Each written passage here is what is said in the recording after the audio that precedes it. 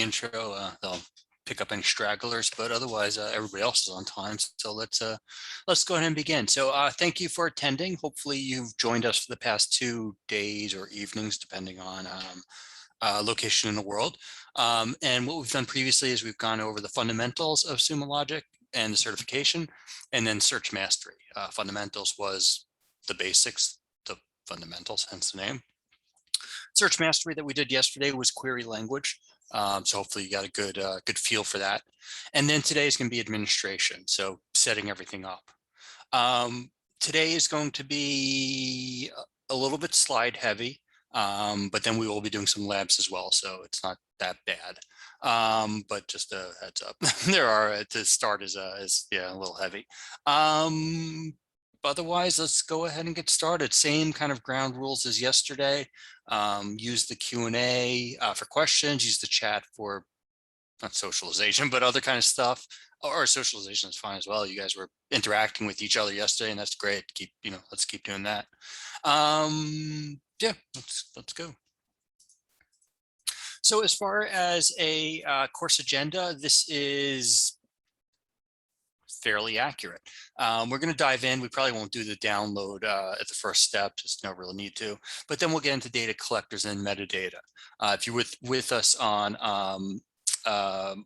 Tuesday, I guess it would have been, we discussed a little bit about collection and metadata. Even yesterday we did as well, but today that's more of the focus. So we'll be talking about it and getting deeper into it.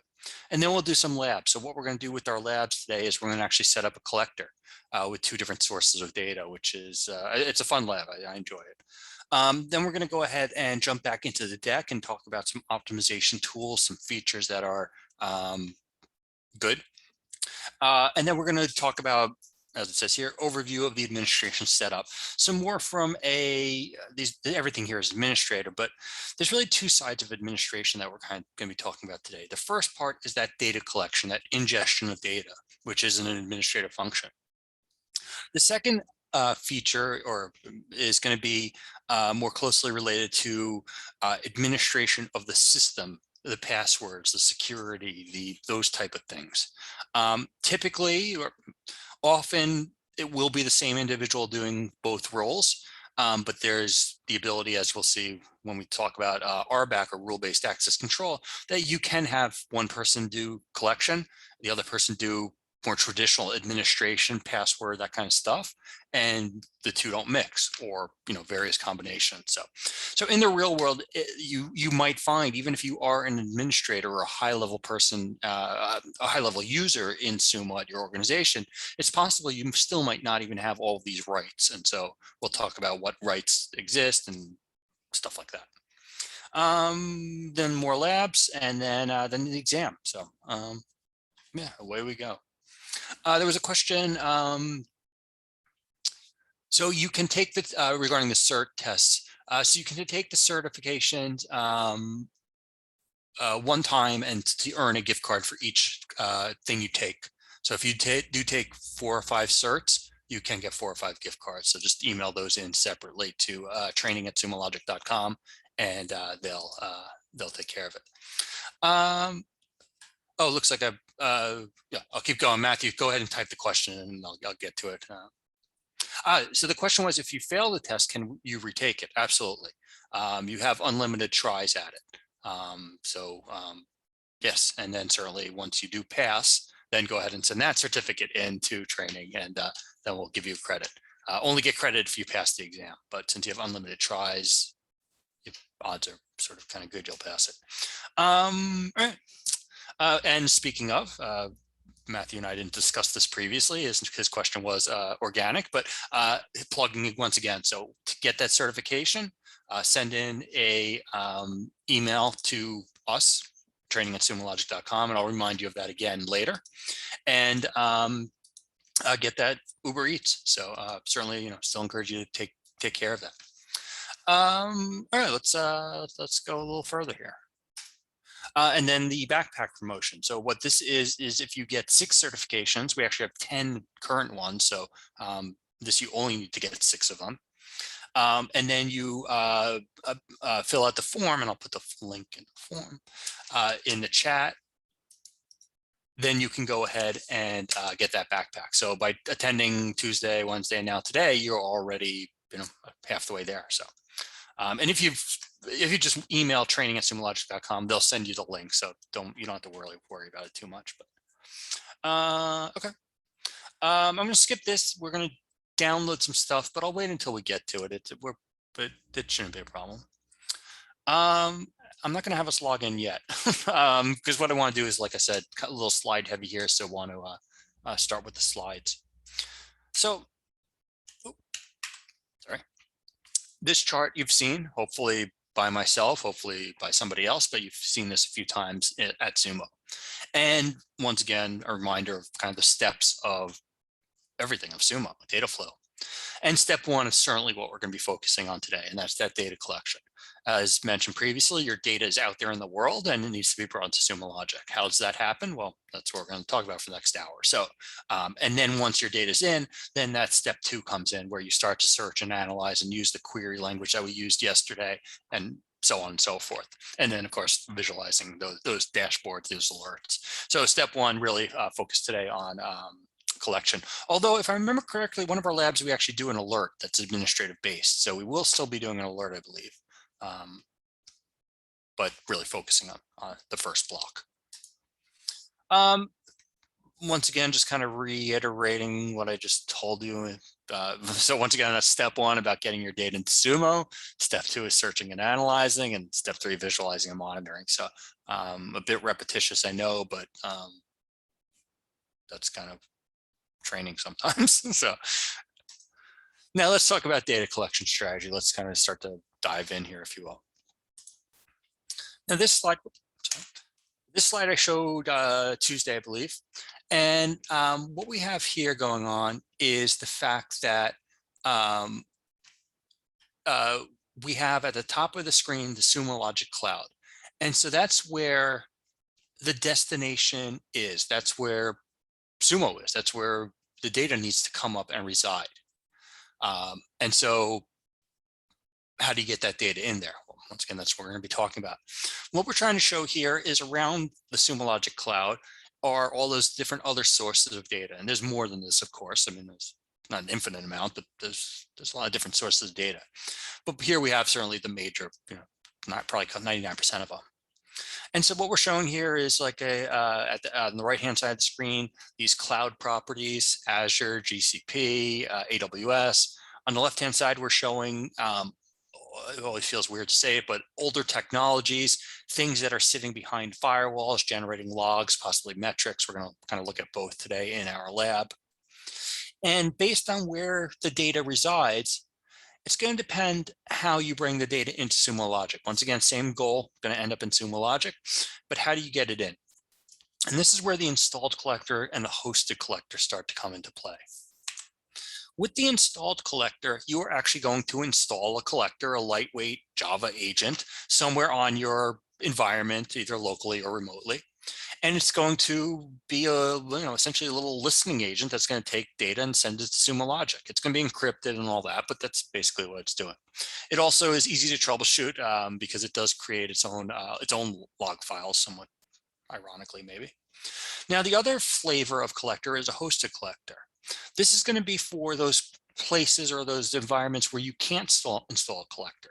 So, for example, in AWS or Azure, and AWS, like I mentioned, you can't really install a collector because those environments get stood up and stood down, and so they're not reliable, intentionally so. That's part of their behavior. They're ephemeral, but they don't live for long periods of time.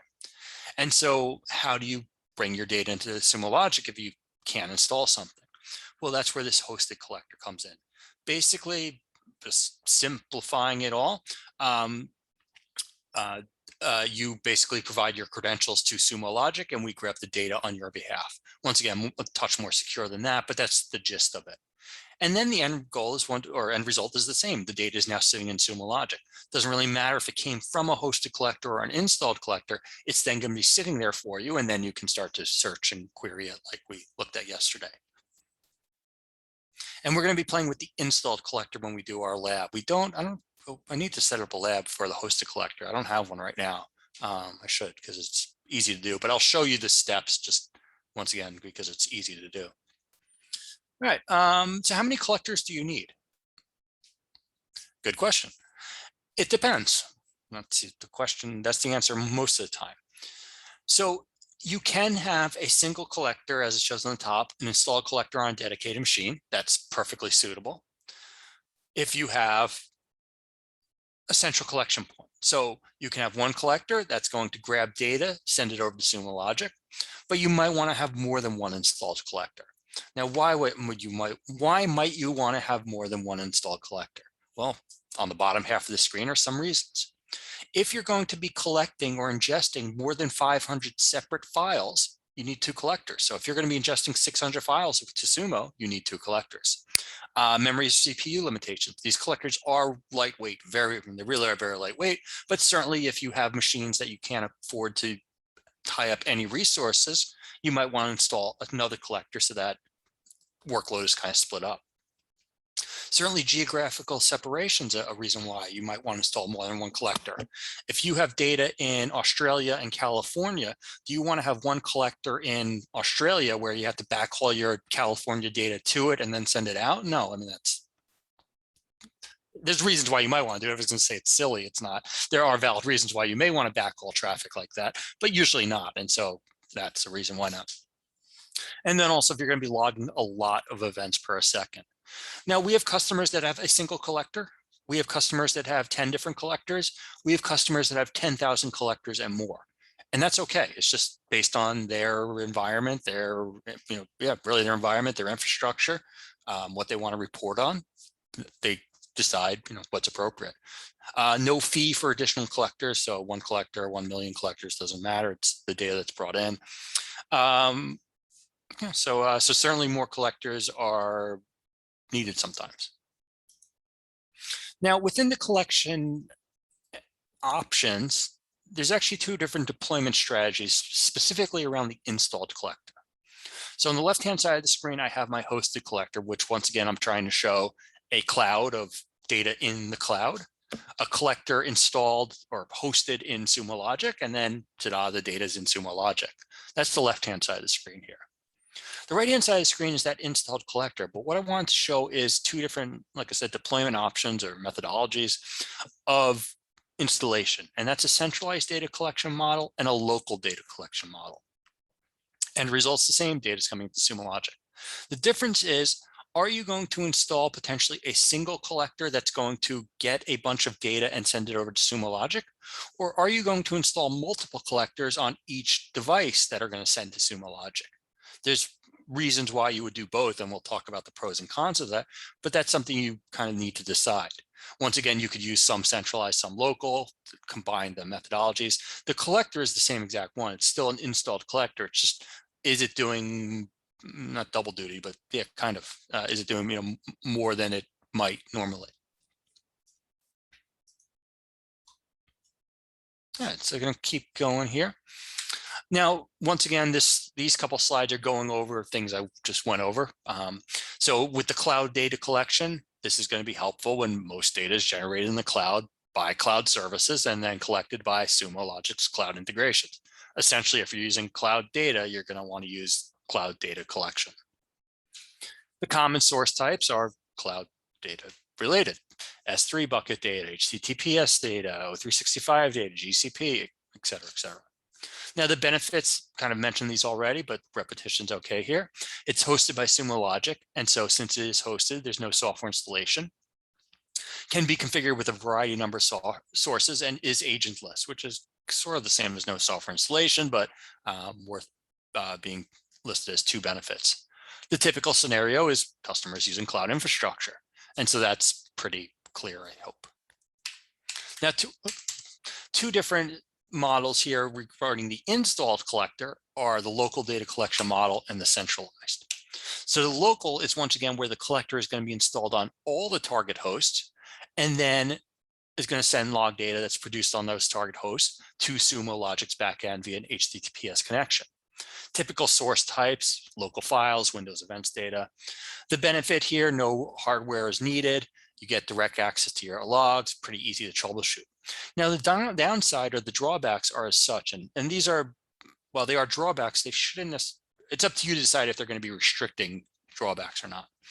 But requires outbound internet access, requires software installation, and resource usage on target. Basically, once again, with the local data collection, you're installing that collector on a machine, a single machine that's going to send this data over. It's going to need resource usage. Once again, about 1%, but that might be more than you're willing to give up. Shouldn't be. That's, if you're that close, that's probably not good, but that's a separate conversation. The software installation and management. So you're going to need to install this collector theoretically on every device in your environment. Theoretically, depending on how much data you want to collect, how are you going to do that? Now, once again, software installation and management is not impossible to do. It's many of you, it's your job, but it is something that you would need to do and consider and all that. And then the outbound internet access. So do you want your device to essentially call Sumo Logic and send data? Do you want it exposed to the internet? They're not fully exposed to the internet. It's not, it's a one-way transfer, limited IP range, things like that. But do you want that device exposed in that way? Yes or no? And certainly valid reasons for both answers. And so those are things to consider. Local data collection is really helpful if you have a whole large number of hosts. If you don't have the resources to maintain or build infrastructure for centralized collection, if you can automate that deployment and configuration. So if you're comfortable using just any sort of software rollout package in that regards. And then once again, comfortable with those target hosts being connected to the internet. If you have the majority already hosted in the cloud, that's okay as well. Now, centralized is where collectors can be installed on a set of dedicated machines that are going to collect the log data from all those hosts that we were just talking about and then send to Sumo Logic. The benefit here is no outbound internet access is needed for those individual hosts, just the one centralized one. You can leverage your existing logging infrastructure as well. Now, the drawbacks here are scaled dedicated hardware and complexity, and they all kind of fall together in that. Imagine you have a single collector, a centralized data collection model sending data to Sumo Logic, and that collector or that PC or whatever goes down. Well, that's going to be a problem for you.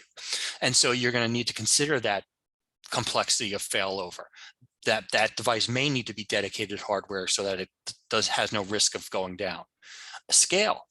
You might have one centralized collector collecting data for 100 devices. Well, what if you grow 100x in a few months? Not necessarily going to need 100x collectors, but you might need 10x collectors. You might need 5x collectors. And so scale is important to think about. Once again, nothing impossible to overcome, but just considerations that need to be thought about. And that's what we want to do, is just kind of remind you of these things. All right. Collecting metrics, going to go over this pretty quickly because it's pretty similar. Same idea. Your metrics are out there in the world. They might be in streaming metric sources like Graphite or Prometheus. They might be part of Kubernetes. They might be part of Azure, AWS, GCP, et cetera, et cetera. Once again, data needs to be collected and brought into Sumo Logic.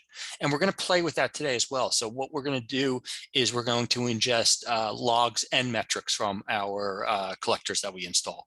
So you'll get a feel for both. Now, this slide, I don't want you to get too bogged down in the details, just because it's not really on the exam, but the point of this slide is just metric ingestion is done differently than log ingestion. Logs are done, and to be honest, I'm not even up to date on how we build things lately, and I should be. Logs are done typically by amount of data, how long you keep it. Metrics are calculated a little bit differently. They're also retained a little bit differently. We also give you free DPMs, and that's one of the ways that metrics are measured via DPMs or data points per minute. And so that's what this is just kind of mentioning, that you ingest at a slower rate. You can't ingest old metric data, so anything more than 1 week old, you can't ingest as a metric, where logs you can, and that's kind of the point of the logs. They're also stored a little bit differently, but that's really about it. You don't really, that's about it. This won't be on the exam. All right, any questions about collection? All right, let's keep going here. And once again, we can loop back for questions and all that like we've done in the past. But metadata design, this is something also that we talked about previously, but certainly want to get deeper in. And this is the idea of these tags that are going to be associated with log messages that get collected, and specifically log messages at this point. There is some tagging that gets done for metrics, but I'm going to kind of ignore that a little bit for right now.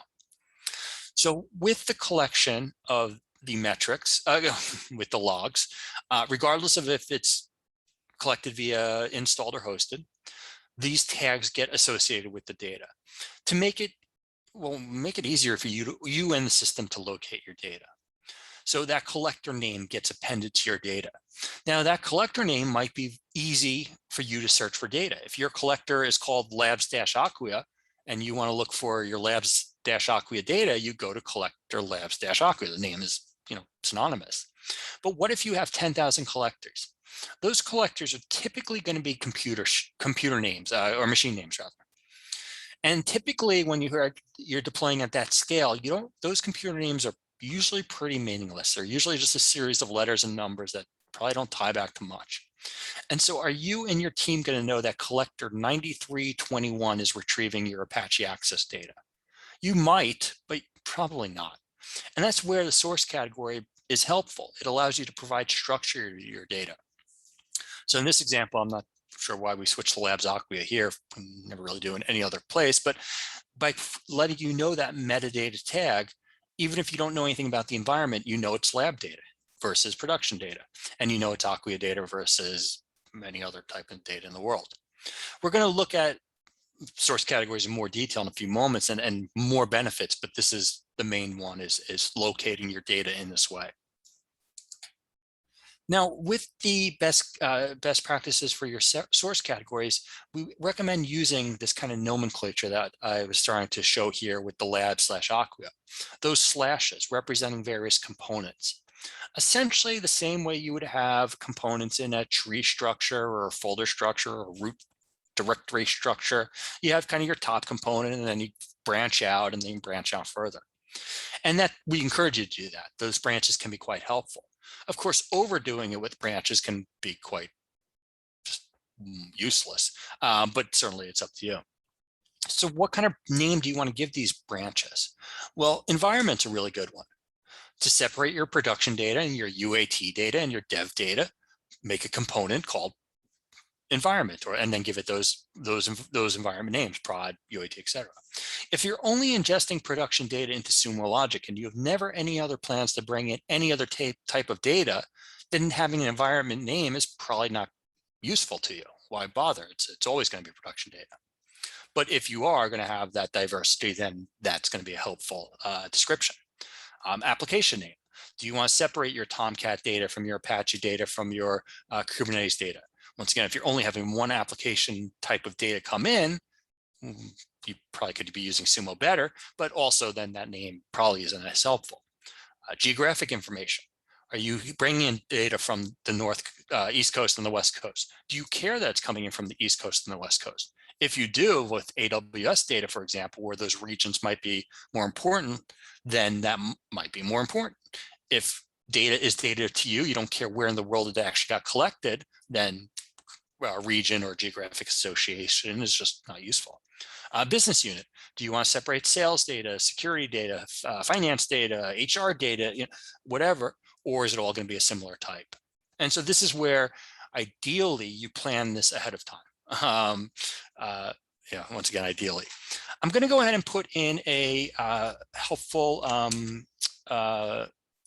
reference article in the chat called Good Source Category, Bad Source Category. Just give some helpful tips on exactly what it sounds like: good source categories and bad source categories. Now, with the source categories, locating that data is the primary use of them. But there are a couple other uses of metadata, specifically source category, and I'm showing those on the bottom right of the screen. The first is the scope of searches, so that you can start to use that folder, that root directory structure to look for your data, and also start to implement wildcards to look at a broader set of data. So for example, in the source category of networking/firewall/star, This should grab all of our firewalling, networking firewall data, hence the title. And with the star, it should grab our Palo Alto data, our, I can't think of any other vendors, our Barracuda data, our other firewall vendors, and bring those in together. If we wanted to just look at Cisco data, then we could just do network/firewall/Cisco. But by using the star, we get everything. Index and partitioning. We haven't talked about either one of those things yet. We will now, I guess, since it's in the screen, I should talk about it. But what it allows you to do is start to break up your data.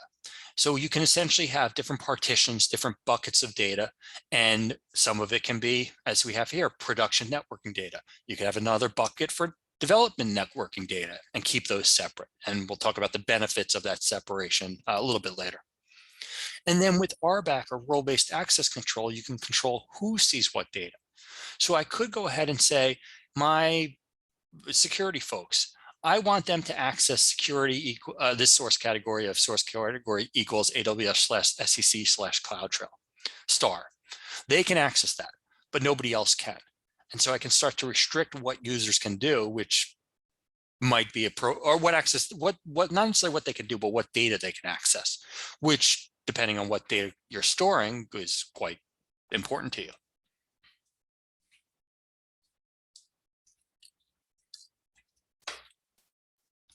All right. Any questions? Otherwise, I think we're about ready for the first lab here. All right, let's go ahead and yeah, let's do it. So let me go ahead and provide credentials. Now you're not going to be using the same credentials you used yesterday. So if you thought you were, you're not. Where are the credentials? Here they are. These credentials are just a touch different. Still going to service.sumologic.com. Using training plus, but this time it's going to be training plus admin. Yesterday it was training plus analyst. So do training plus admin, number. Pick a 3-digit number. It can be the same one you used previously. It doesn't matter at all. But if it does to you, that's fine. And then that same password of thanks 21 exclamation point. So go ahead and log in. Let me know when you're logged in. By letting me know the number you're using is a good way to do it. Thank you, Patrick and Marvin. Yeah, you guys are on it. Let me put those credentials in if you don't have them. The other thing I'm going to share is, actually, let me log in first.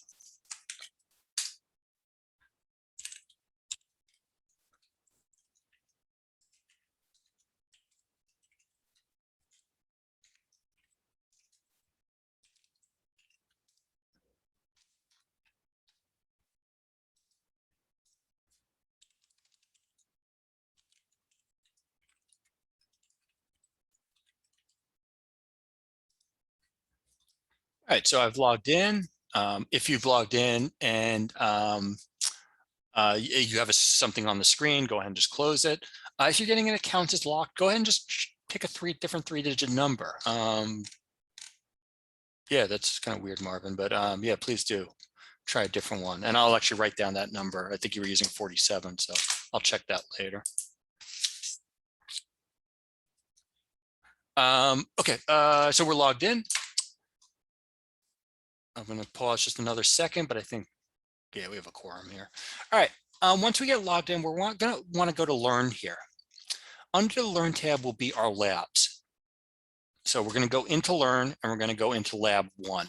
I'm going to grab Lab 1, I'll also just paste it into the chat as well, in case you don't know how to get there, but that's where we want to be. So ultimately, we have Sumo open, we have Lab 1 open, and that should be it. Let's see, what else can I get rid of in here? That's about it, I guess. All right, so let's go ahead and start with Lab 1. Now, the first thing we want to do here, actually, let's see here. So I want to make sure we still, okay, all right. Sorry about that. All right, so here's what we're going to be doing in Lab 1, 2, as well as 3. We're going to do them separately, of course, but here's the story, if you will, or the narrative. So once again, Sumo Logic Cloud, you have access to that cloud account right now, or that Sumo Logic account, so you're looking at it right now. There's no data in there, or no data that's relevant to this discussion. Certainly there's data in there, but you have your Sumo account. You need to bring your data into Sumo, as discussed a few times. Now, how are we going to do that? Well, in lab 1, we're going to install the collector. So we're going to set up the application or agent on our laptops that's going to send data to Sumo Logic. In step 2, we're going to identify what data we want to send and send it over. In step 3, we're going to identify what metrics we want to send and send it over. So lab 1 will be getting the collector up and running. Lab 2 will be then taking some logs. We'll use some Apache logs as just an example to send over. We'll make sure they get there, and then we'll do some metrics and send them over. All right, so let's start with lab 1. So in lab 1, the first thing we want to do is we want to download this text file. What this text file is logs of Apache Access. Same type of logs that you saw yesterday and the day before, yeah, both days. And so in our narrative, we're going to pretend that our device is an Apache server generating logs, web logs, and we want to send them to Sumo Logic. So that's kind of our quick little story there. So we want to go ahead and download those logs. Oops, and All right, now once you have those logs downloaded, now we're going to get into Sumo and actually install the collector. So what we're going to do is pretty much just follow the steps. So we're going to go into Sumo. We're going to go to the black bar. The black bar should be exposed. If it's not, go ahead and click on the 3 horizontal lines and go down to manage data and go to collection. We went there on Tuesday. And now you're in it again. Now this time you're going to have elevated rights, so we're going to be able to do some stuff in there, but this is where we want to get to. And as a reminder, this screen is showing us these collectors, showing us if they're healthy or not. So what we see here is a collector that was set up this morning that is not healthy. And so we could diagnose it, but that's not the point of this class. What we do want to do, though, is we want to install a new collector. We want to add a collector. So what we want to do is we want to go to the top right of the screen and choose Add Collector. We want to select what type of collector to utilize. I'm going to select Installed now and encourage you to do so, but I will go back and show the hosted just because I think I said I would. So I'm just going to select Installed Collector, and then I'm going to select the flavor of collector. What OS am I using? Most of us are probably Macs, so I'm going to click it. It's going to download. It should, it depends on how low, how your bandwidth is doing, but it should, take a few moments to download.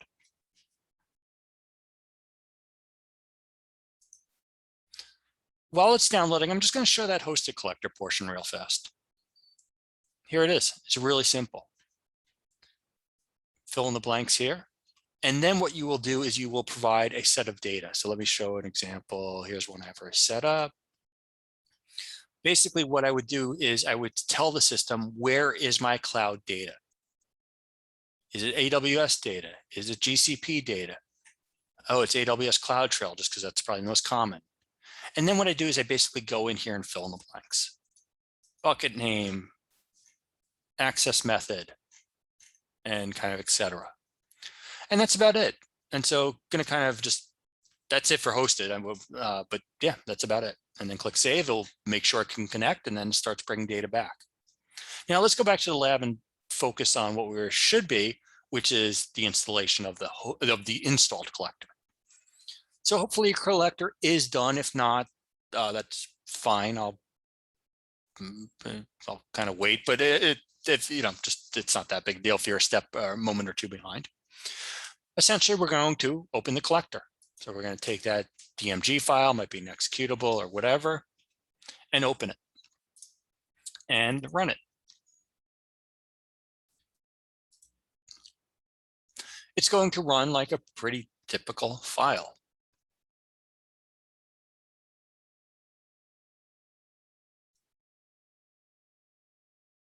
It should, where is it? So it's going to take a few seconds. For me, I believe it's going to pop up a, I think I'm going to have to authenticate just as a, there we go. Yeah, this is me just as more as an employee of Sumo, not as a Sumo user. And so I'm going to get my setup wizard. We all know how to use a setup wizard. That being said, we're still going to go through it step by step. It's quite easy, but it's part of the lab. So we're going to go ahead and click next. We're going to have a license agreement that we are going to blindly accept and not question in any way. Joking, feel free to read it, I guess. Now it's going to say preparing to install. In this case, I forgot to uninstall my previous version, which might be a problem later, but that's okay. We'll fight through it. And what I should get are this confirmation screen.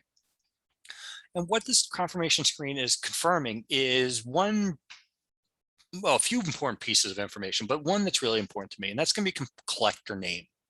As I mentioned earlier, the collector name is going to default to the computer name. And so my computer name is my first initial last name -Mac, which is probably quite similar naming scheme for many of you out there. What we want to do here is possibly nothing.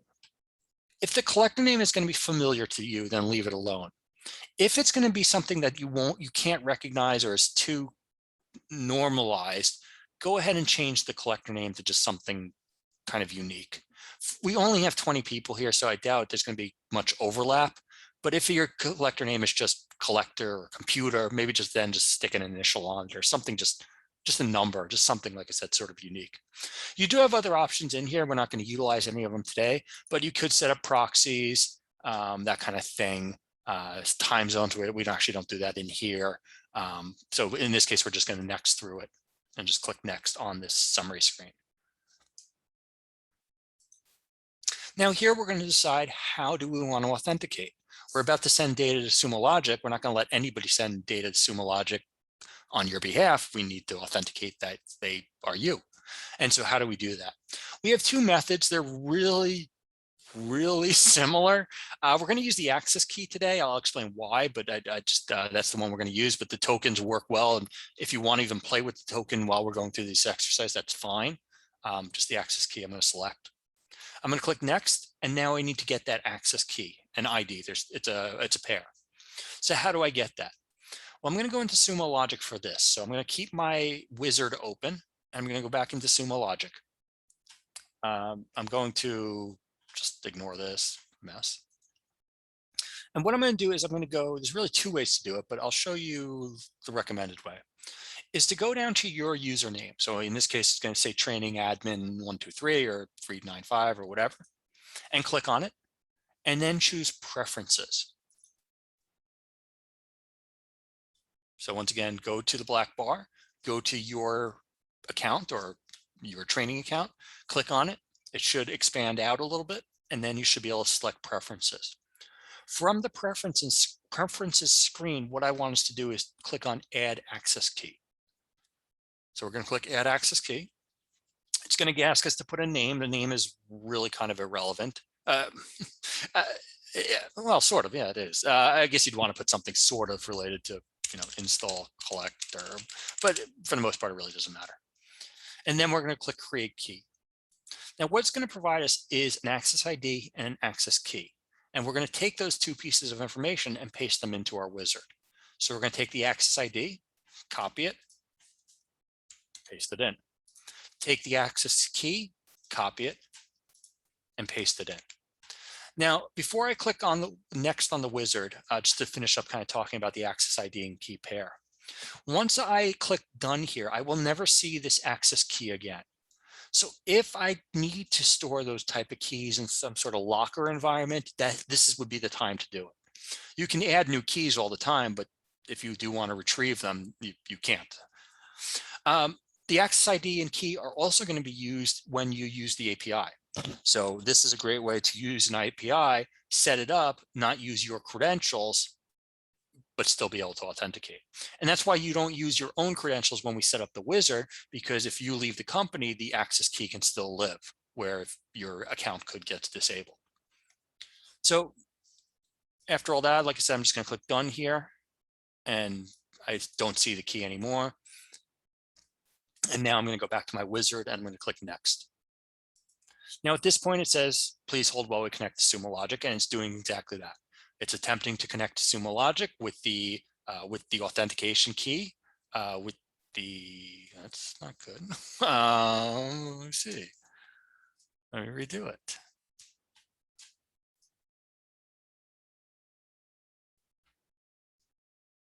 Yeah, let me make sure, turn my VPN stuff off. Ah, there we go. Okay. So this time it did go through. The way I can know it went through is it doesn't give an error. So once I get complete, click finish the exit setup, I click finish. And that's where we should be up to right now. So we should have our collector installed. So if we're doing our lab, we should be up to step, it should be up to the very last step. The very last step we'll do together. We're doing all this together. I'll do it in a moment, but just want to make sure we're up to that. So for the very last step, now what I want us to do is look for our collector. Our collector should be communicating with Sumo Logic, and we should see it in the collection screen. So let's go check for it. So what we're going to do is we're going to go to Manage Data and Collection again. And this time, what we should do is in the query bar or the search kind of bar here, type in that computer name without a slash. And what I should see is exactly what I see right here. I should see my computer name / my collector name. I should see that it is an installed collector versus a hosted collector. And I should see that it's healthy. I can also kind of verify that this is my collector, although once again, that computer name should be obvious, but if not, I can mouse on that and it shows me the creation date and time as well as the user. So I now verify this is mine. And this is all I should get. Remember, I set up a collector. It's now essentially, the healthy is just showing that essentially can ping pong back and forth, if you will. No data is coming through because I haven't told it what data to collect, but it is up and running. It is listening, if you will. And that's where we want to get for lab 1. So I think we're all there. Well, I don't know. I hope we're all there. Certainly any questions, let's go ahead and ask. Otherwise, we'll kind of start to roll into that next lab.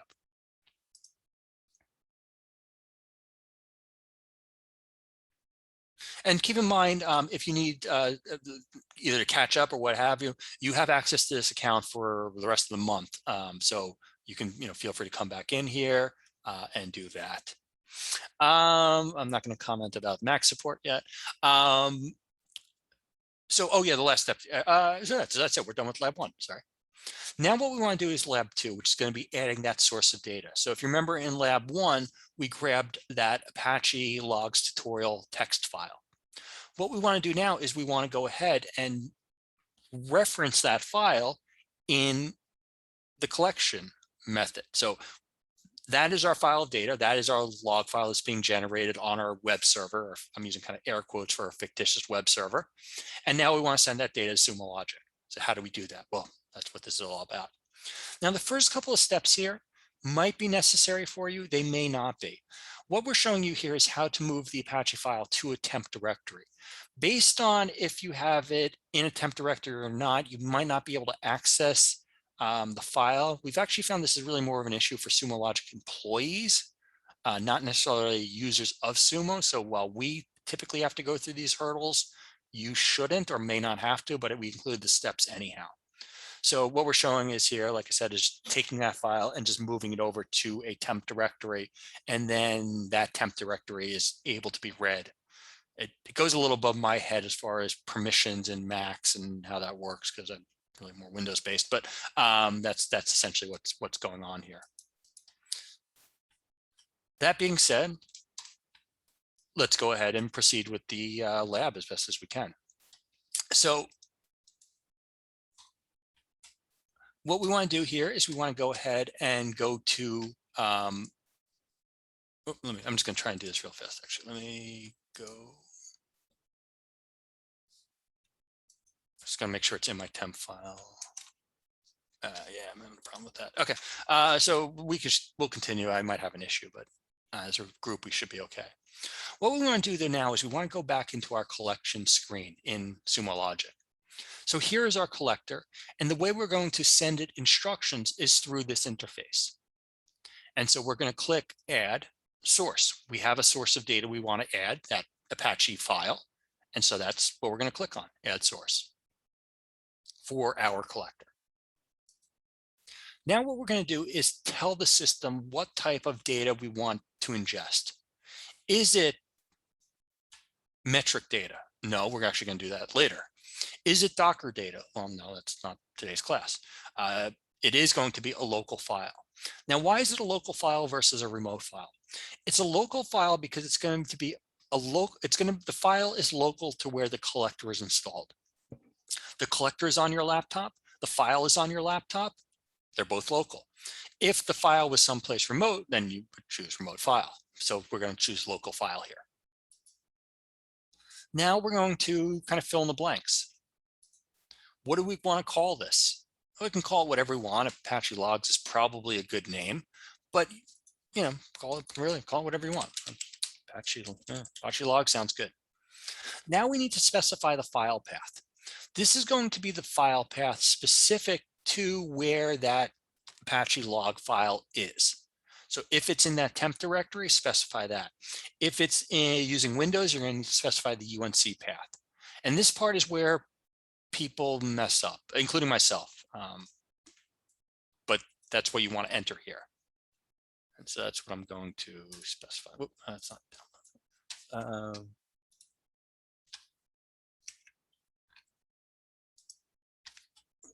here's my path name. Okay, so I have my file path. Now the next thing we're going to fill out here is the source category. I'd encourage you to use, it doesn't matter what source category you use. Yeah, the one we have here, I just hate that we use the word prod in it because it's not prod, but you can make any source category you want. So I usually do my initials, and then I usually do the logs. If you want to do 3 levels, 4 levels, feel free to do whatever you want, just kind of playing around here. Now the rest of the options I'm going to leave. I could do them, I'm just not going to. I'll cover some of them a little bit later. And basically we're just going to click save now. When we click save, what's going to happen is those instructions, or these instructions, are going to get sent to the collector. And now the collector is going to know, hey, I need to go look for file Apache access logs tutorial .txt in this space. Now this is also an example. I should have had us do this a second ago, but this is where Livetail can be helpful to see, is any data coming in that you started to ingest. And like I said, I should have started this running before I sent my data to Sumo, or my instructions, to see if anything comes through. The other thing we can do here, and what we're going to do, what the lab has us do, is actually check to see if there's any data. So what I'm going to do is I'm going to refresh the screen. I'm going to start to get nervous that I don't see anything in here. But what I should be able to do is click on, really doesn't matter which one of these icons you use, and go to open and search. Skip all this. And what I should see are logs, and now I'm not. I think it's because my temp file thing. So hopefully you are. If somebody can confirm they're seeing logs here.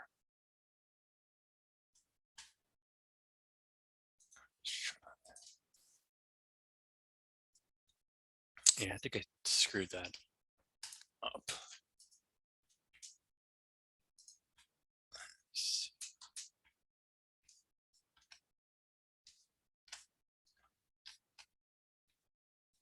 All right, so did anybody, okay, so you see the logs in your temp path, good.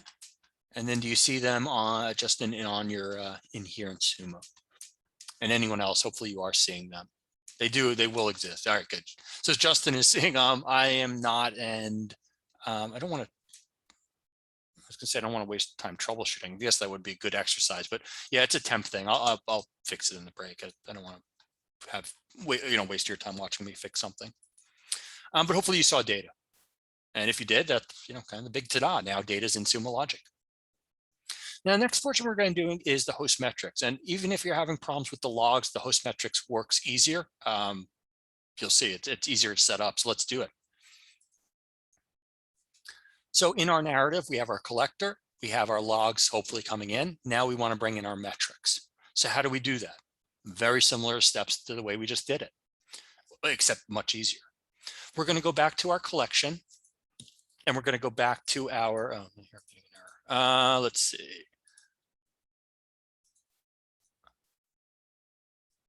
Yeah, So this is a problem I'm having. It's something with it's not, I didn't put it in the temp file, and so it can't access the downloads, even though every other program in the world can. Yay, security. But sorry, I digress on that. What we're going to do is we're going to go back to our collection. So, and we're going to go back to add source, because we want to add another source. We can add multiple sources. We can have not unlimited, but we've kind of looked at some of those milestones, but you can have a lot of different file sources together. No reason not to. And now this time, when we choose our file source, we're going to specify host metrics, because we want to bring in our host metrics. And our host metrics, if you're not familiar, are going to be your laptops or your devices metrics as far as CPU usage and memory and other stuff. And we'll look at that stuff right now. So go ahead and select host metrics. And then we're going to do as we did previously. We're going to give it a name. Don't feel the need to be too creative with it. We're going to specify the source category. So I'm going to do JB/host. Now the scan interval. How frequently do you want your metrics scanned? Frequently or not frequently? Pros and cons to both. By having them scanned every 10 seconds, you're going to get more metrics, which is good, but it's also going to be more expensive for you. Now for today, I don't care because I'm not paying my bill, nor are you. So what I want to do is I want to select 10 seconds because I do want to get metrics in there quickly. I don't want to wait 5 minutes just for the metrics to show up. I want every 10 seconds new metrics come in because I want to demonstrate it to you quickly. And so we'll select 10 seconds. Then we get to decide what metrics do we want to bring in. CPU, and within CPU, there's a whole variety of different CPU metrics. Memory, TCP, network, disk, etc. I'm going to select all of them because once again, same idea. I just want to get metrics in. But I can fine tune it if I don't want some of these for whatever reason. Once I've selected the ones I want, I click save. And then once again, those instructions are now sent to the collector. And the collector now knows, hey, I need to check for that Apache data. Oh, I'm still having a problem accessing it. I need to now check for host metrics. And now what we want to do is verify that there are host metrics in the system. So what we should be able to do is now go back to the collection screen, go to the line that has host metrics and click on this little icon that will open metrics. And we should, and I'm going to guarantee it, will have data, fingers crossed. And there we go. All right, good, I do have data. So what I'm now starting to see is here's my memory total, here's my disk usage, and so on and so forth. And this is, just ingested. In 5 minutes, this will start to show peaks and valleys. Not even 5 minutes, in a minute, because I'm doing 10-second intervals. But now I see those metrics. All right, cool. I think we're all together, I hope.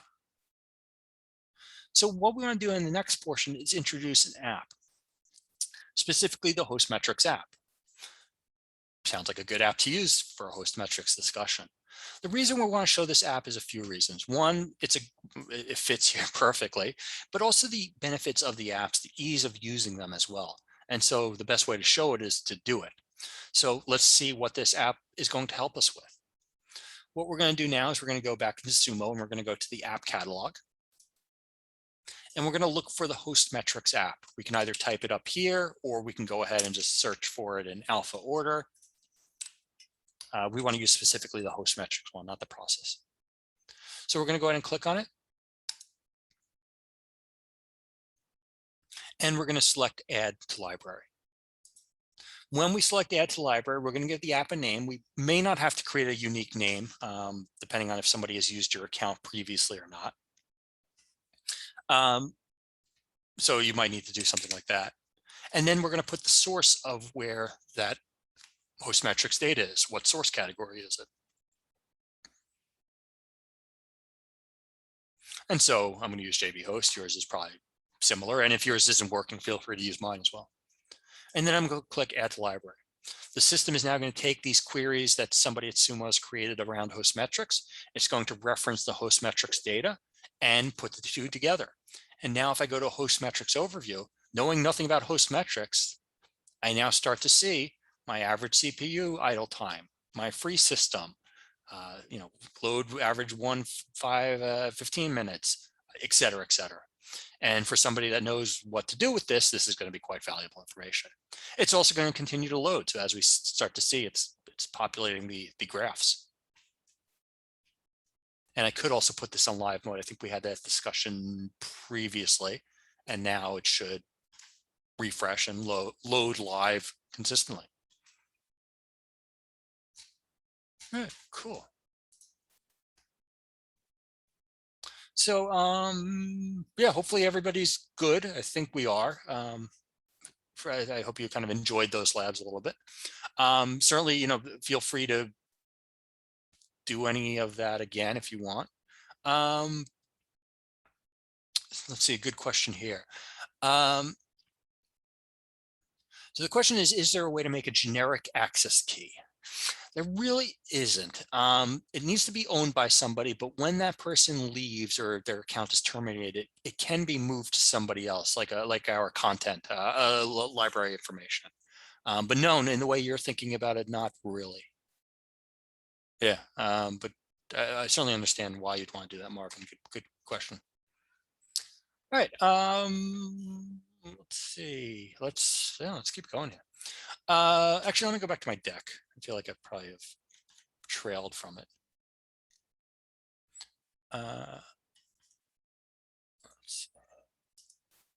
Here, let's go back to the deck. So that's it for those labs. Now we're going to do some more slides, and then we'll go back into the lab. So talking about optimization tools next. Some of these features are going to be things that I'm going to encourage you to do if you're not doing it right away or fairly right away. Some of these are things that we just want you to be aware of. Yeah, just be aware of, I think, because you may use them, but not necessarily on day one. So let's talk about them. What we've done is we've grouped our optimization tool discussion into two categories and 4 rules. There's certainly more ways to optimize Sumo. We could have a whole class just on optimization. In fact, we probably should at some point. But these are some best practices based on or grouped into field-based and index-based. The field-based, you've actually already seen previously. Yesterday, we really kind of went into them. I'm going to go into them a little bit deeper today, but you've had some introduction to it. The index-based, well, we'll talk about it when we get to them, but let's start with the field-based. The first one is the field browser, and I don't even know that this is technically an optimization tool. It's a better way of looking at data, so I guess it is. It's that field browser that shows up. And so as a reminder, when you go to data, and specifically, I'm going to use that Apache Access data again, and would encourage you to use it as well. When we see,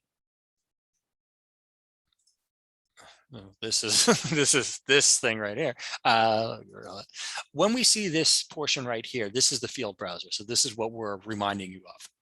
By default, when you do a search, it's going to show you the default fields, which are going to be time and message. But the hidden fields are going to show you other data. It's going to show you metadata. So here's that collector name, that source category name, that source name, source host. And then it's going to show you fields that it knows about. Now, how does it know about these fields? Well, that's where field extraction rules come in, and we'll get into them shortly. But it knows about these fields through any parse method. The field browser is also interactive. So you can start to use it for your queries. So for example, I'm looking at my Apache Access data, and let's say I want to sort or filter by status codes. I want to filter 404s. How do I do it?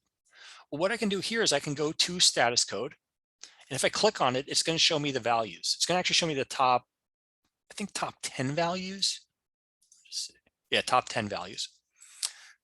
And so here I see the values. I see a percentage breakout as well with the count. If my job was just to figure out over the last 15 minutes, what has been the dominating status code, I see it right here, and I didn't have to barely type anything. And so if I now want to look for 404s, I can just click on this 404 row. And now it automatically puts in where status code equals 404. So this field browser, really good, really helpful to see what data is being returned, how many results. Let's see if we're just trying to see another kind of quick example of it.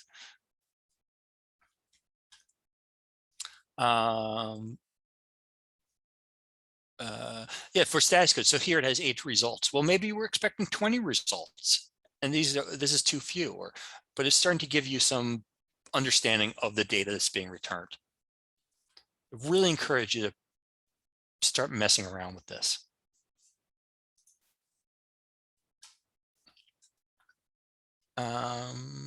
Okay, yeah, just really, use it, please. You'll like it. It will just help you. Field extraction rules. So we started to talk about these yesterday and today and a few times. But so what are these and why are they helpful? So as a reminder, these are the rules that can be set in place by somebody in your organization that parses the data when it gets ingested. So this rule will apply when the data kind of hits that live tail that we looked at on Tuesday or yesterday.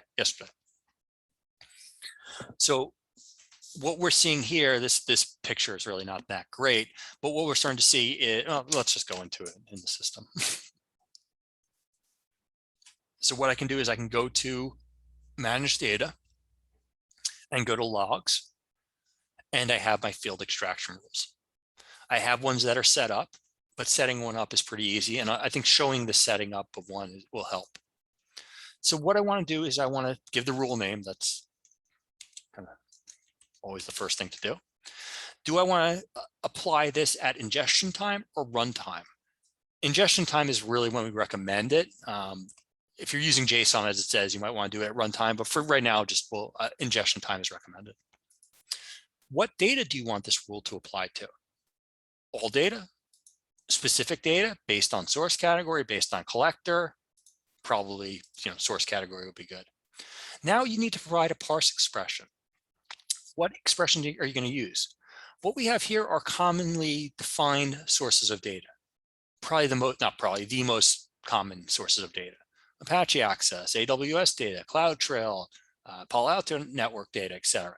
And by choosing one of these, it's going to provide me a regex or parse expression automatically. I can modify it or use what's there. And then when I click save, or now when I do click save, the next time any data comes in,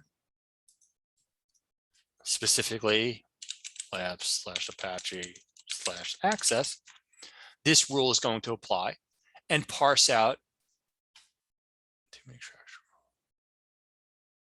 Oh, that's weird. I apologize for that. Yeah, that should have been resolved. But what should occur then is next when that data gets ingested, these fields are automatically going to be parsed out. So the system now knows to look for a source IP, look for status code, look for size, and all that. So field extraction rules, highly encourage you to use them. Important thing to note about them is they're not retroactive. So they apply when your data comes into the system. If you set them up, they're not going to apply to your old data. So these are something we would encourage you ideally to get correct before you ingest your data. It usually doesn't happen that way just because, but this is something that if you can do it ahead of time, all your new data will have those appropriate fields, and then that's going to make things easier for you. And typically during a proof of concept type of thing with Sumo, we'll show you how to do these, or probably set them up for you, because they're kind of no-brainers in a good way. They just make things so much easier. So really want to encourage you to use them if you're not, especially if you're not using them now. Just set one up and you'll like it. The benefits of them, better performance. Since you don't have to have your parsing in your query is going to be shorter. A shorter query is going to be faster. Is it going to be light years faster? No, but it will be faster. It's going to start to standardize field names. Now, when you parse that data out, you're all calling a status code a status_code. If you weren't doing that, you might call it a status code, your neighbor might call it a CS, your other person might call it a status, and you're not using similar terminology, which can get problematic. And then those simplified searches of doing that where status code equals 404, since it's already been parsed, you don't have to do that whole parsing statement. Simplified search. Best practice, you want to build simple rules and you want to test them. I think that goes without saying. And then limitations, I actually thought that limitation was bumped up for me already, but I will get that corrected. And if you do need more rules, just contact us. They'll take care of you. All right, on to Partitions. So partitions, I described earlier, or didn't describe, I mentioned them earlier when we were talking about something, source categories, but now what are they and how do they help? And partitions are not unique to Sumo Logic. Basically, they're buckets, they're groups. How are they used? Now, by default, all your data is going to be stored in one default bucket, a bucket called default continuous partition. So all your data gets shoved into that bucket.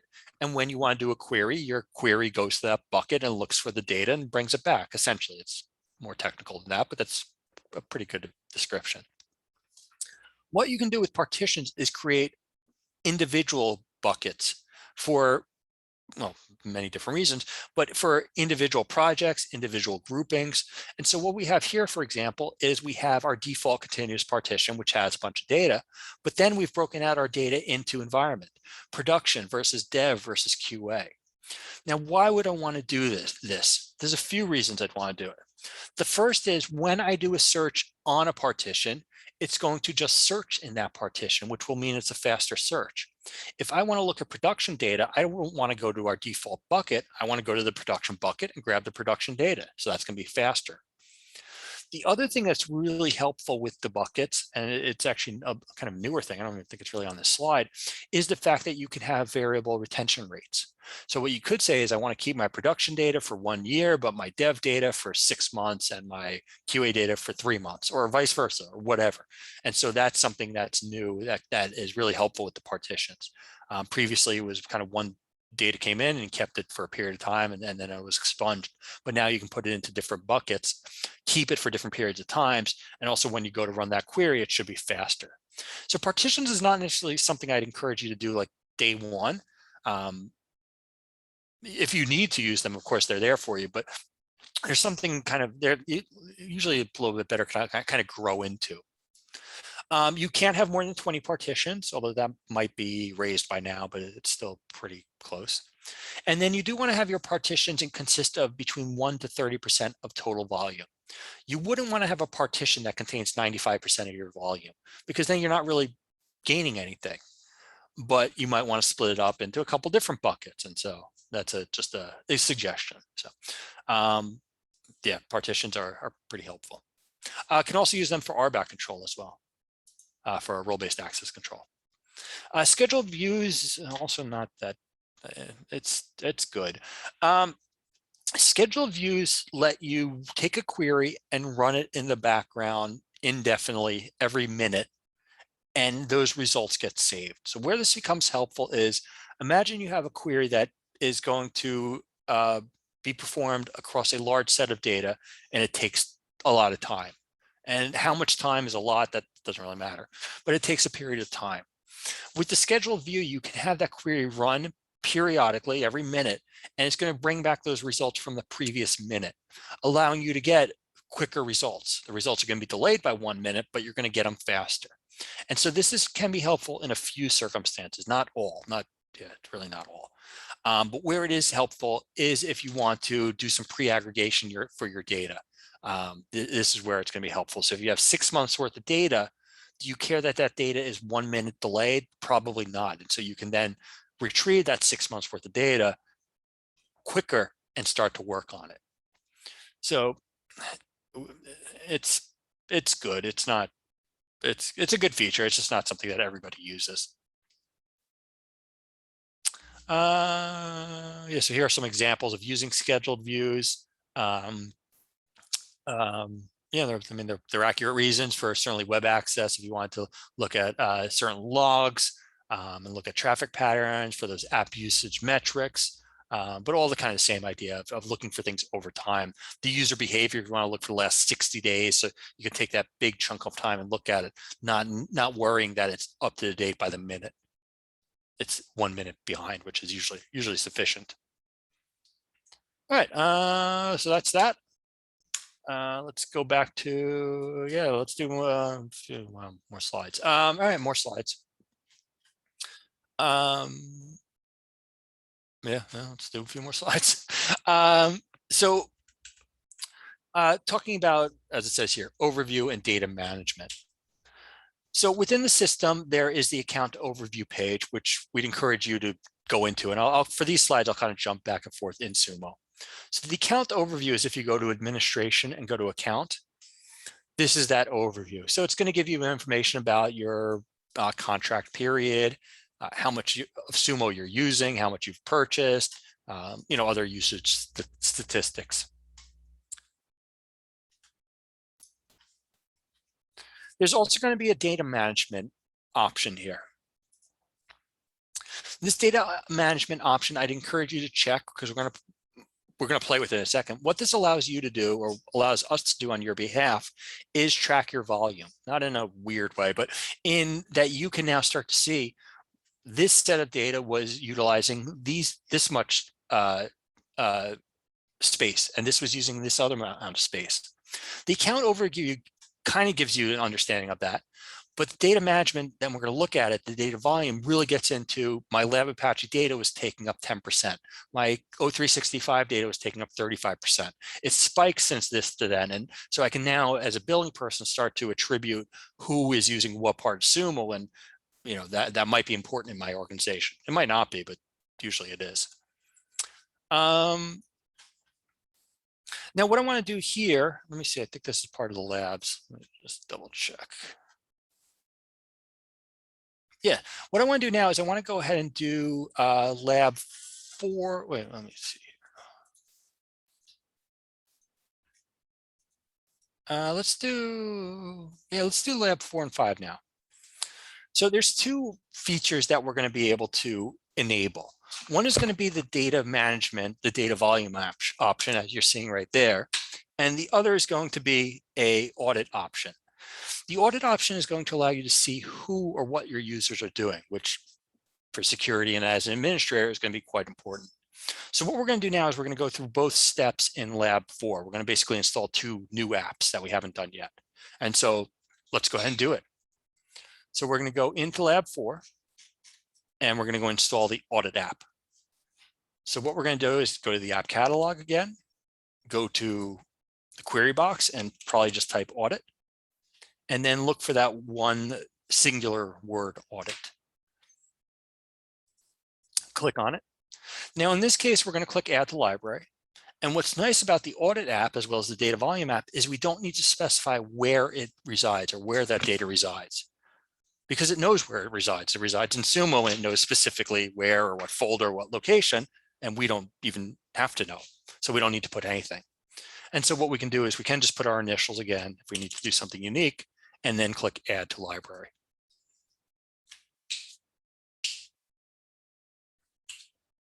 It's going to take a moment or 2. Once it's done, it should give us this screen. And then if we go ahead and view any of this, we should now start to get audit information. So let's look at account management overview. Probably a good place to start. What I see in my account management overview is account management information, admin activities, where people are logging in to do admin activities, what they're doing, resetting of stuff, so on and so forth. These access keys, these are all probably you. If now it's supposed to be a downtime and I see somebody create access keys, that might be a security issue. And so if we get exposed to all this great information and we didn't do really much to get it, we just had to click a button, which is kind of cool. What I want to do now is I want to go ahead and do, we can share the audit app. So I think we showed this the other day, but as a reminder, we can take the app we have and click on the share and send this to somebody else. So as a reminder, sharing is always good in Sumo Logic. All right, let's go back to the lab and let's now install the data volume app, and then we'll take a break after this part. So to install the data volume app, same steps. Go back to the app catalog. This time look for an app called data volume. Add to library. Something sort of unique.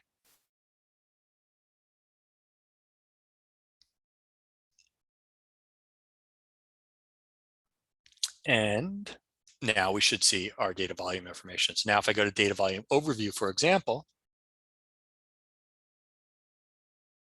now I'm starting to see important information. Here's my top 5 collectors. Maybe, mobile banking, that team is ingesting a ton of data into Sumo. Should they be? Maybe, maybe not. But now I can go to that manager and say, hey, guy or person, they're ingesting 34 gigs a day. Is that right? Maybe then we need more space for them, or what have you. And so that's where this is helpful. And while it might not help for you specifically, somebody in your organization is going to eventually want to know what's taking up so much data. Why am I paying for Sumo is going to be a common question. And this gives you that information of, oh, it's being used for these projects. All right, let's hear, and then once again sharing it, but we don't need to do that step again. All right, let's take a break. We're actually kind of a little almost ahead of schedule. So why don't we do let's do a 10-minute break still. And then when we come back, we'll do another lab or two and have you out of here earlier than I thought. So yeah, 10-minute break. I'm going to grab a beverage, grab a snack, put any questions in. I think we're kind of good on questions, and then we'll come back and finish it off. So thanks, everybody.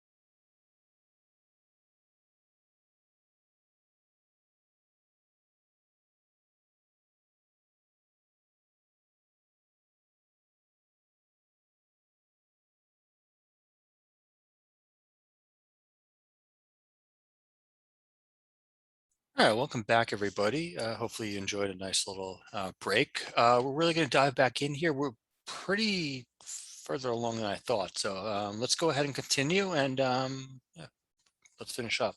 So I'm going to go back into the deck. We had just finished up lab 4. So back to the deck. What do I want to cover here? I want to cover these couple screens here. I'm going to use screenshots. They might have changed the touch in the UI, but they're close enough at least. So more covering that global security settings, like I mentioned earlier, those settings more traditionally associated with administrators, like passwords and things like that. So there's a password policy.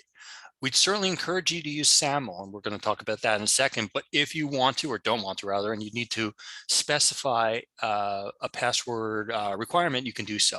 So when do you want passwords to expire? How many changes? Things like that. Pretty traditional.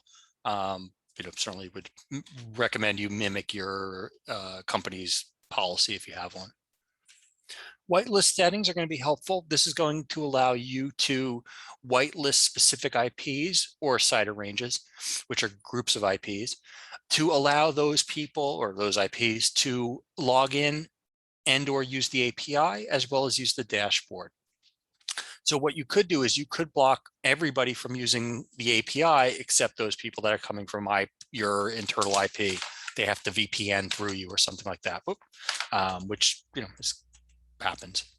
The dashboard whitelisting setting, I'll talk about that setting. Well, I'll talk about it now, but what it allows you to do is limit, if you want, who can view dashboards outside your organization. You have the ability to give anybody outside your organization the ability to view a dashboard without logging in. But that's a powerful feature. Do you want anybody viewing a dashboard without logging in? If you don't, which is common, then you can use this whitelist. The access keys, mentioned them already. This is where, as an administrator, you can see those access keys that are set up. So this is a place where you can add ones additionally, or you can go ahead and manage them. Policies, a lot of different policies here. I guess I'll go through most of them. The Sumo Logic auditing, this first one, this is something we'd encourage you to check. This is going to enable your audit record. So as we saw earlier, if we want to see what somebody did in Sumo, this is how we would do it, or how you would do it. So I would encourage you to enable your audit records probably immediately. There's probably not much of a reason why you wouldn't want to. And what has happened is, if you don't have them enabled and you come to us and say, hey, there's a security issue, I want to see who was doing what in my account, we can, we have some stuff to tell you, but not as verbose and not as easily accessible as what's in the audit records that you can just pull on your own. Let's see, the shared dashboards outside the organization. This is what I was just alluding to. So if this is checked, then I can share a dashboard outside the organization and somebody can view it. View only, but they can view it. And that might be something you don't want to allow. What else in here? Per user concurrent session, not really super exciting, but a customer did ask for it, so we added it. So there you can restrict the amount of concurrent sessions in Sumo for a user. SAML, as mentioned, set it up. Strongly encourage you to. Makes it easier for your users. They don't have to remember passwords, which is usually good. All right.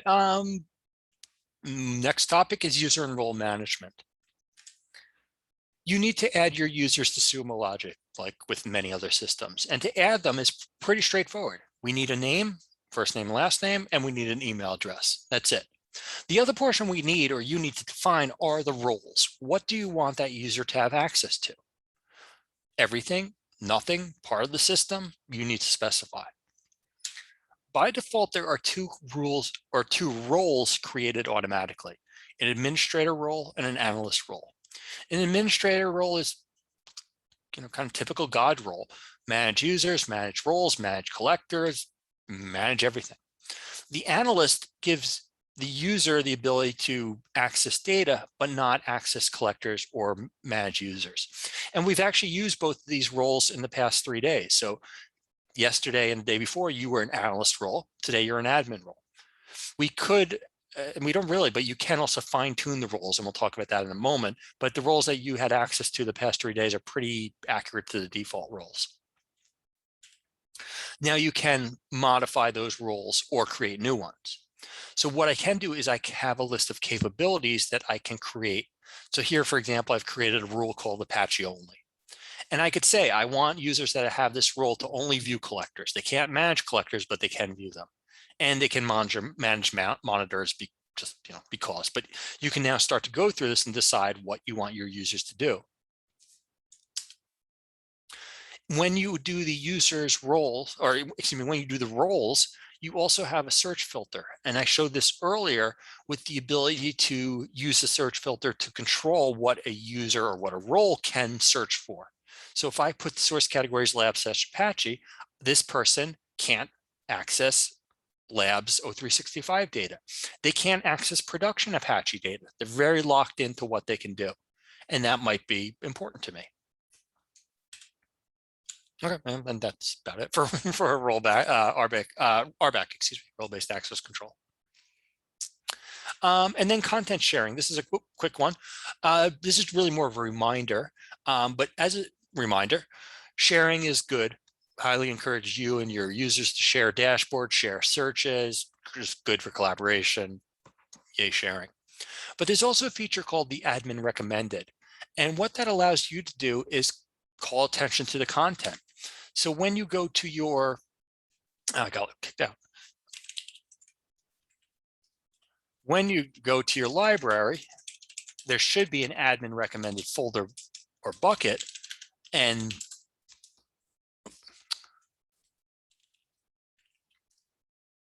I'm taking one more shot at this. All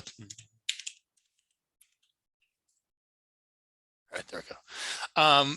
Sorry, so when you go to your library, you have this admin recommended. And so when we were talking about Tuesday of kind of where to start, probably seeing what the admin has recommended is probably a really good place to start. So this would be good as an admin for you to put those things that are good starting points. So just another way to call attention to things in Sumo.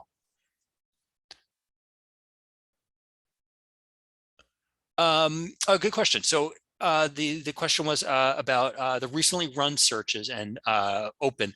These are for you specifically. So what you have actually opened. So as a new user, most of the time these won't be populated because I haven't done anything yet. All right, back to the deck.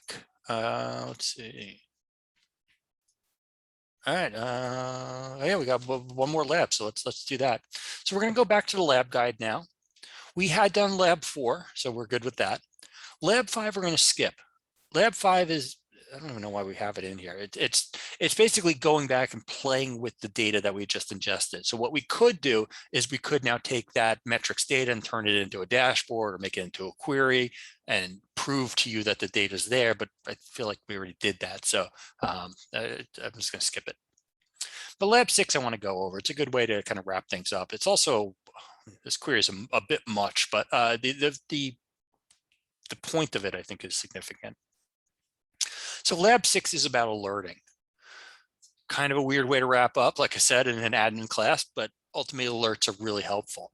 So what we wanted to do here is we wanted to show you how to create an alert, and specifically an alert that as a admin might be important related to data ingestion.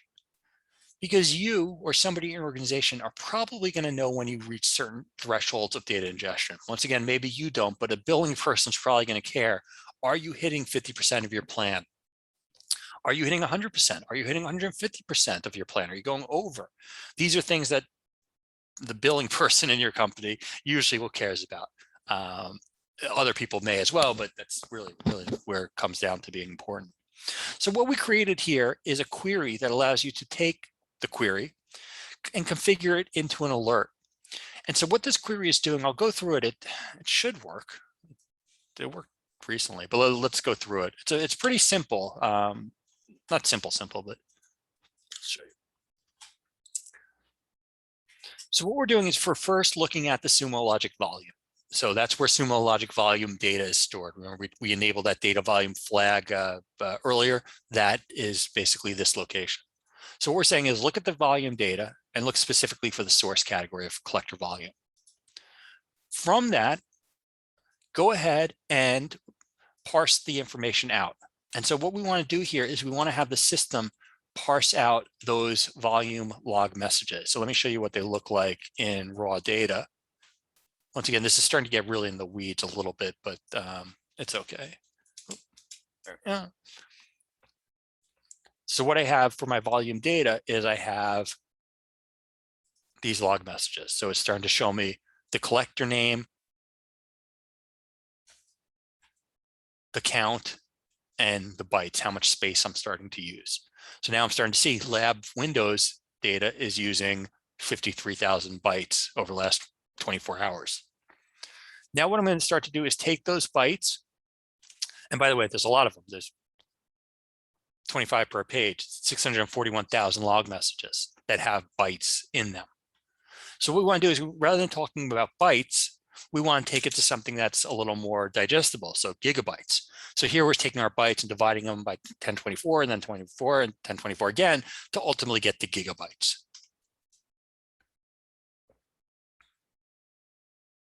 So now we're starting to see it kind of gets a little weird with the display here because it's doing the exponential, but essentially we're starting to see gigabytes. Now what we're going to do is say, take all those gigabytes, all those log messages, and group them together with the gigabytes together. So add them all up, sum them, and do it by collector. When I click Start now, I should have a new tab called Aggregates. I should have a column for collectors, and then I should have a column for gigabytes, which are all those gigabytes added up. And now if I click on the column to sort them, I should now start to see gigabytes based in source categories. And now what I see is over the past 24 hours, mobile banking has used 34 gigs, Labs AWS, just about 6 gigs, so on and so forth. What I'm going to do is I'm going to take all the total gigabytes and I'm going to call it today's volume. This is how much volume I am utilizing or using. And so all those added up come to about 87 gigs. What I'm doing now is I'm going to go ahead and specify what my plan size is. How much space have I purchased? In this case, I'm going to say I've purchased 100, representing 100 gigs of space.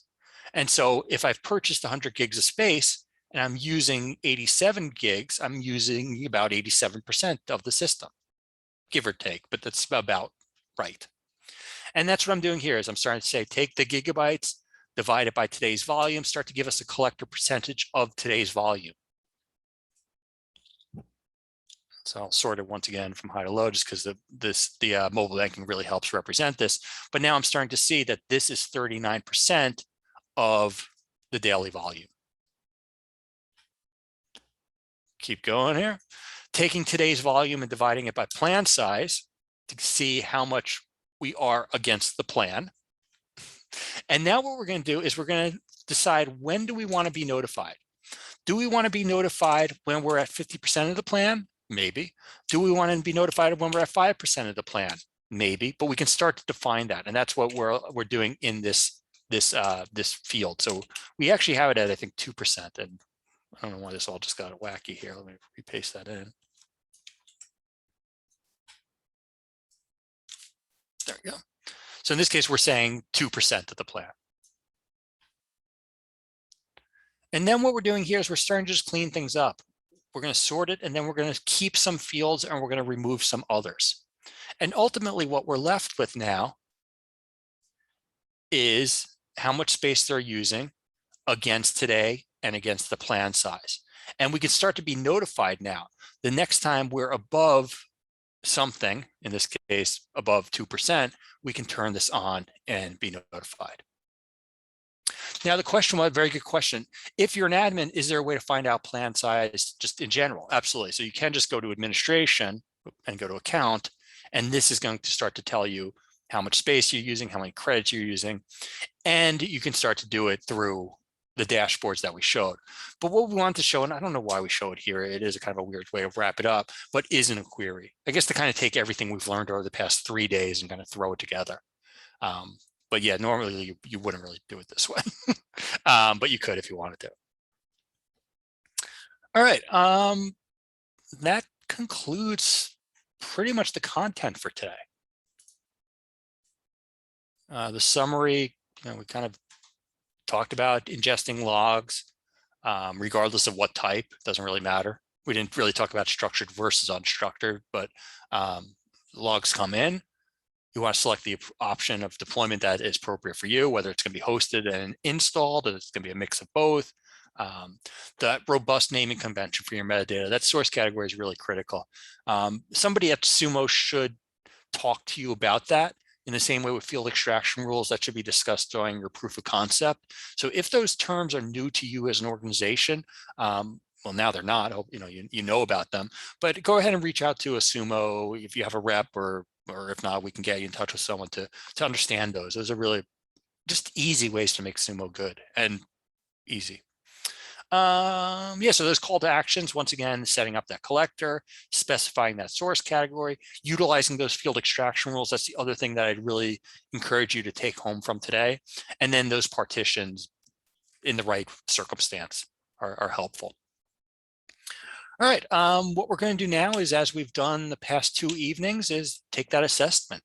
So once again, we're going to want to log out of the Sumo account. We don't want training user 123 getting credit. We want Bob or Jennifer or Bill. So we're going to make sure that we're logged in as ourselves. Once we're logged in, we're going to go to home and go to certification and choose get certified. And I'll go through these steps a couple times. Once we're in the certification portal, we want to choose administration. And once in administration, we want to choose the administration exam. We have a self-paced course, which I don't know why it says it's only 2 minutes. That's kind of weird. It takes as much time as we spent together now. And then the administration exam. There is a Japanese one, unless that's your native language. I'd probably just stick with English. But if you want to test your Japanese, I guess that's fine too. And then kind of away you go. So you'll select the exam, register for free. Once again, no charge to you or your organization. 30 questions. I think it's 25 in this one. 60 minutes to take it. Once again, you're not going to need all that time, but you probably are aware of how much time you will need based on the other exams you took. This is open book as well, so feel free and please do use the documentation. Everything in the exam we should have covered, but there might be a few things we didn't. And that's why the documentation's there. So let's see a couple other little things, and then so go ahead and start whenever you're ready. Once you're done, thank you. Matthew, very good reminder. Yes, don't forget to uninstall the log collector from the local machine, because right now we are still ingesting those logs. And more importantly, those metrics, those are going to continue to run. So absolutely go ahead and uninstall that log collector.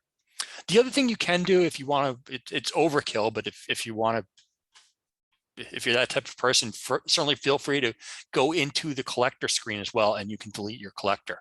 So once you delete it from just as a normal kind of Windows or Mac file, you can also come in here and just delete it entirely. And that just gives you a kind of, you don't need to, but just maybe a more reassurance that it's gone. So thank you for reminding me of that, Matthew.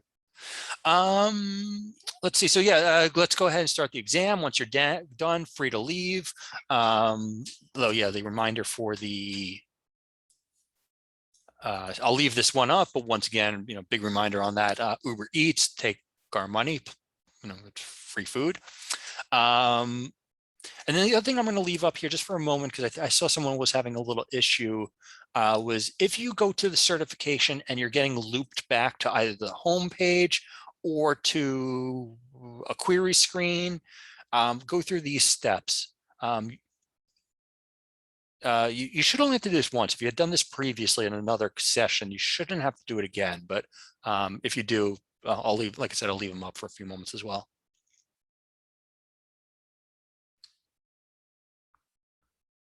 Do we see a lot of companies starting to use OpenTelemetry? Yes, and we have a separate class for that. Observability administration and fundamentals, I guess, as well. Those are where we talk about that and start to, we actually have a lab where we install OpenTelemetry and use that.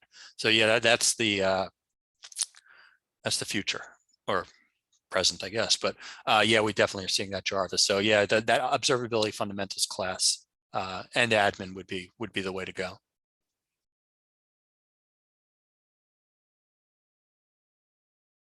All right, so I'm going to put myself on mute. Certainly, if there are additional questions, go ahead and put them in. I'll give you a moment to kind of think of questions if you have any. Not forcing you, of course. But let's start the exam. Let's take it. Feel free to leave early, or we're a little ahead of schedule, which is great. And thank you for attending. You guys have been a good audience. It's been fun because you've made it fun. So I appreciate you attending. I've seen some of these names I've seen over the past 3 days, and that's good to see. So we hope to see you some future trainings, like I mentioned. Actually, let me see if I can share a link. These are old, so never mind. But if you go to sumologic.com/learn, let me see, we should have new dates up here. Yeah, we do. And these are what I was going to refer to if you're based in Australia or ANZ. For coming up in a few weeks, we're going to be doing, we're doing Cloud SIM fundamentals. That's still a good course, but not exactly what I was referring to with OpenTelemetry. But we'll be coming back for those other courses as well. All right, so thanks again. Like I said, I'm going to throw myself on mute for a few moments, get a little dinner probably, but I'll come back and check on you in a few minutes. And thank you again. If you need anything else, of course, just send an email. It's training@sumologic.com. Anything related to training, just shoot it there, and then somebody will get back to you. So thank you all, and possibly talk to you in a few, but otherwise, best of luck on the exam.